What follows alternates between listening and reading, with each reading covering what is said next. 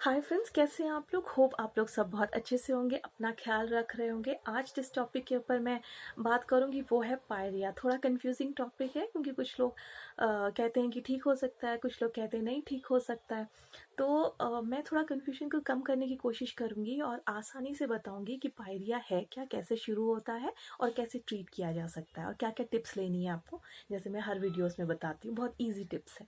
ठीक है। सो पायरिया जो है कोई जो ये हमारे मसूड़ों की बीमारी है उसकी आखिरी स्टेज को कहते हैं, है ना। जिसे आप लोगों ने सुना होगा, डॉक्टर्स जो है पेरियोडोंटाइटिस कह देते हैं, है ना। ये जो नाम होते हैं ना, जिंजोवाइटिस, पेरियोडोंटाइटिस, ये इंटर रिलेटेड होते हैं, एक दूसरे से इनका संबंध होता है। ठीक है। तो समझने के लिए देखिए, जो पेरियोडोंटाइटिस है या पायरिया, उसकी 4 स्टेजेस होती हैं। पहले स्टेज में आप उसको ट्रीट कर सकते हैं, जो दोबारा से मतलब कहते हैं रिवर्सिबल, जो कि कंडीशन पूरी तरह से ठीक हो जाती है, तो उसे कहते हैं पेरियोडोंटाइटिस, कि वो स्टेज जो पूरी तरह से ठीक हो सकती है। जब आप सेकेंड स्टेज या थर्ड स्टेज में आते हैं तो काफ़ी हद तक आपके मसूड़े और आपके जो हड्डी होती है, दांत को स्ट्रॉन्ग रखने वाली हड्डी या सपोर्ट करने वाली हड्डी, वो थोड़ी कॉम्प्रोमाइज़ हो चुकी होती है। ठीक है। वो बैक्टीरिया ने उसको रिजॉल्व कर चुका होता है, तो उसको आपको मेंटेन रखने की बहुत ज़रूरत होती है। ठीक है। वो उतना रिवर्सिबल नहीं है, थोड़ा हद तक होता है, उसके ज़्यादा नहीं हो सकता है। उसको आपको मेंटेन रखना है। और जो लास्ट स्टेज हो गई, है ना, जो लास्ट स्टेज जो होती है उसकी एडवांस स्टेज जिसे हम लोग कहते हैं। तो एडवांस स्टेज में देखिए, एडवांस स्टेज में कम से कम 70 to 90% जो हड्डी है वो पूरी तरह से गल चुकी होती है, जो दांतों को सपोर्ट करती है, जिसकी वजह से दांत हमारे इतने स्ट्रांग रहते हैं ना, उसको वो ख़त्म कर चुकी होती है। तो उसके बाद जो डॉक्टर का जो ट्रीटमेंट प्लान है वो बहुत लंबा हो जाता है ना। वो इसलिए होता है क्योंकि हम लोग बहुत इग्नोर करते हैं, हम लोग में से बहुत सारे लोग इग्नोर करते हैं, डेंटिस्ट के पास नहीं जाना, हमारे दांत में तो कोई तकलीफ है नहीं। तकलीफ तभी होती है जब जो बीमारी की आखिरी स्टेज आ जाती है। मैं हमेशा कहती हूँ, अगर दांत बचाना है, दांत बचाना है, दांतों को बड़ी बड़ी बीमारियों से बचाना है, दांत मसूड़े हो गए, सब कुछ हो गया, तो ये सबको बचाने के लिए आपको 6 महीने बाद एक बार या साल में कह ले एक बार ज़रूर विजिट करना चाहिए, ताकि वो जो छोटी छोटी चीज़ें हैं उनको करेक्ट कर दें और आपके दांत की लाइफ जो है वो काफ़ी बढ़ जाए, है ना। तो समझने के लिए देखिए, 4 स्टेजेस होती हैं पायरिया की। पहली स्टेज को हम लोग इनिशियल स्टेज कह देते हैं या जिंजिवाइटिस कह देते हैं। उस टाइम पे क्या होता है ना, उस टाइम पे सिर्फ दांतों के ऊपर, सिर्फ दांतों के ऊपर जो है हल्का सा पीलापन जमा हुआ होता है ना, जिसे हम लोग प्लाक कहते हैं, है ना, प्लाक होता है। तो उस कंडीशन में क्या होता है ना, देखिए दांतों को पहले समझिए। एक दांत होता है, दांत दांत जो हिस्सा आपको मुंह में दिखाई देता है वो तो है, लेकिन जो जड़ें होती हैं ना, नीचे जो रूट्स होती हैं, उसकी जो रूट्स के ऊपर 2 कवरिंग्स और होती हैं। एक होती है आपकी हड्डी की कवरिंग, है ना, जो उसको इतना स्ट्रांग रखती है, और दूसरी होती है मसूड़ों की कवरिंग, जो हमको बाहर से दिखाई देती है ना। ये हमारे मसूड़े हैं सारे। तो देखिए, अगर जिंजिवाइटिस में जो पहली स्टेज है उसमें सिर्फ दांतों के ऊपर ही जो भी जमाव है, जो गंदगी जमी हुई है, सिर्फ दांतों के ऊपर ही होती है। ठीक है। वो जो है मसूड़ों के अंदर घुस करके आपकी हड्डियों को नहीं गलाती। ठीक है। तो इस कंडीशन में क्या होता है, सिंपल सा जो है डॉक्टर जो है आपको एक सिंपल सी क्लीनिंग कर देता है। उसके बाद जो भी टिप्स मैंने पहले आपको बताई हुई हैं, 2-4 चीज़ें, ब्रश कीजिए, सॉफ्ट ब्रश से ब्रश कीजिए, 2 मिनट तक ब्रश कीजिए। ब्रशिंग के साथ साथ टंग क्लीनिंग ज़रूर कीजिए, सही डायरेक्शन में ब्रश कीजिए। और खाने के बाद मुंह कभी गंदा मत रखिए, हमेशा कुल्ला कीजिए। नमक पानी मिलता है तो वो सबसे अच्छा है। ठीक है। ये नॉर्मल चीज़ें ही फॉलो करनी है। उसके बाद इस क्लीनिंग के बाद, नॉर्मल वाली क्लीनिंग के बाद, ये पूरी तरह से ठीक हो जाता है। तो ये हो गई पहली स्टेज। दूसरी स्टेज बताती हूँ मैं। दूसरी स्टेज और तीसरी स्टेज लगभग एक जैसी ही होती है। ठीक है। इसमें जो दांतों की रूट को कवर करने वाली जो हमारी हड्डी होती है ना, वो और गम्स, इसको ज़्यादा फर्क पड़ता है। फर्क पड़ता है इन द सेंस कि हड्डी गलना शुरू हो जाती है, बैक्टीरिया उसको खाना शुरू कर देते हैं हड्डी को, है ना। तो अगर सेकंड स्टेज में समझिए, अगर 4 mm उसने खा लिया है, बैक्टीरिया ने 4 mm आपकी बोन खा ली है, तो स्टेज 3 में वो 6 से 7 mm हो जाएगी। इतना ही फर्क होता है, उसमें ज़्यादा हड्डी गल जाएगी, इसमें उसके कंपैरिजन में कम हड्डी गलेगी, लेकिन सिम्टम्स वगैरह सब सेम ही होते हैं। ठीक है। सिम्टम्स लगभग तीनों स्टेजेस में थोड़े थोड़े सेम ही होते हैं। ठीक है। और जो मसूड़े हैं आपको सेकंड स्टेज और थर्ड स्टेज में, फर्स्ट स्टेज में भी होगा, उतना ज़्यादा नहीं होगा, लेकिन सेकंड स्टेज और थर्ड स्टेज में मसूड़े जो है ना, आपको एकदम स्वॉलन स्वॉलन लगे, फूले फूले से लगेंगे। कलर जो है उनका कुछ डार्क रेड सा आपको लगेगा, ऐसा लगेगा कि जैसे कि छू लेंगे तो शायद खून ही आ जाए, ऐसा आपको महसूस होगा। ठीक है। मुंह से बदबू आएगी, जैसे पहले भी मैं बता चुकी हूँ। ठीक है। इस कंडीशन में ज़्यादा देर मत कीजिए।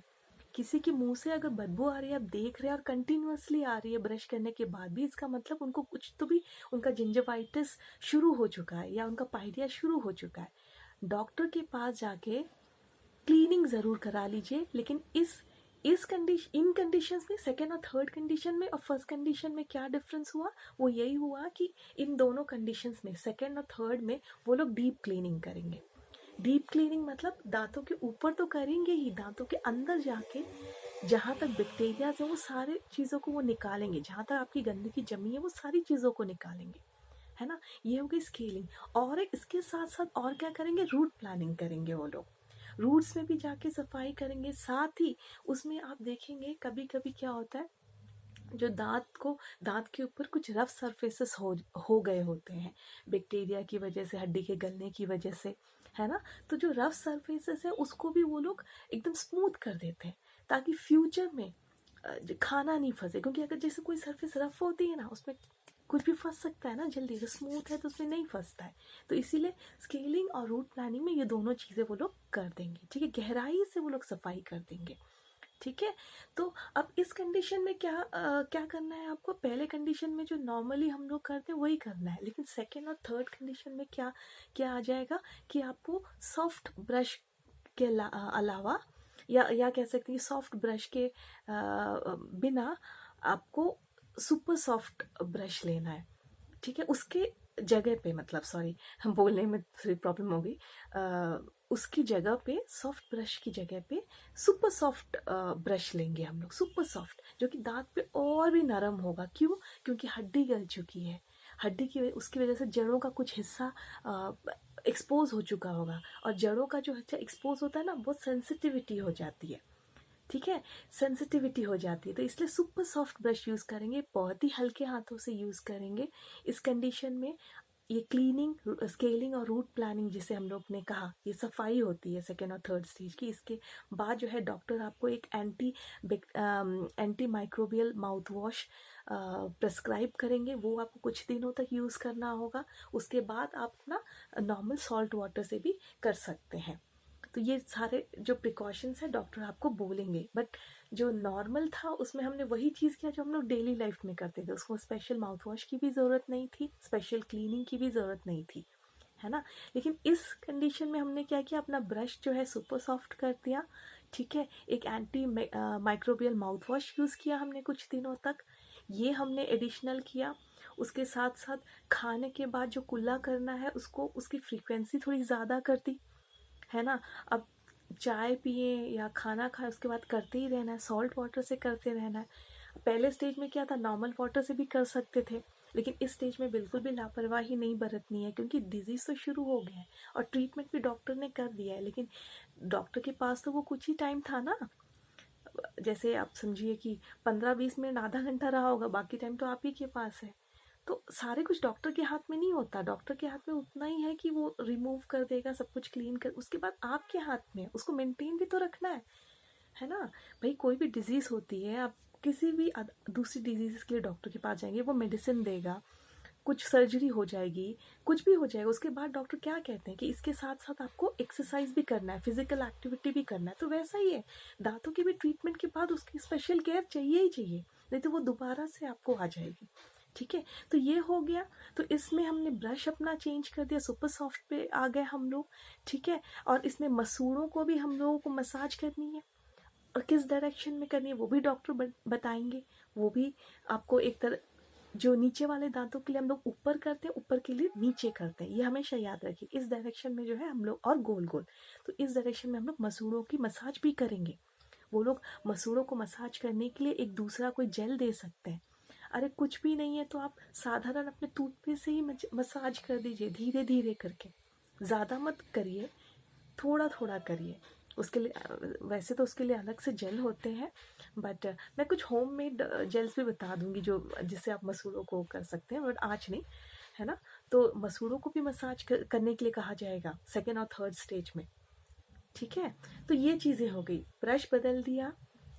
टूथपेस्ट, टूथपेस्ट इस कंडीशन में अगर सेंसिटिविटी है तो स्पेशल टूथपेस्ट भी दिया जाएगा ताकि आपकी जो सेंसिटिविटी है वो कम हो सके, ठीक है। माउथ वॉश भी स्पेशल दिया जाएगा, टूथपेस्ट भी दूसरा स्पेशल दिया जाएगा, और फिर ब्रश भी चेंज कर दिया जाएगा, और हाइजीन कैसे मेंटेन रखना ये भी बताया जाएगा, ठीक है।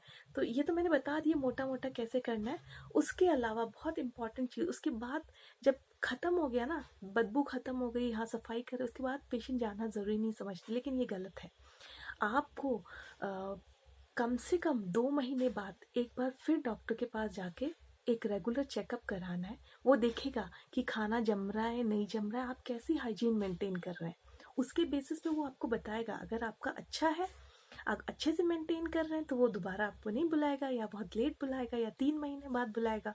धीरे धीरे करके जो है आप पहले साल में तो देखिए 3-3 महीने बाद एक बार जा कर के दिखाना होता है, फिर दूसरे साल से आपको 2 बार जाना पड़ेगा।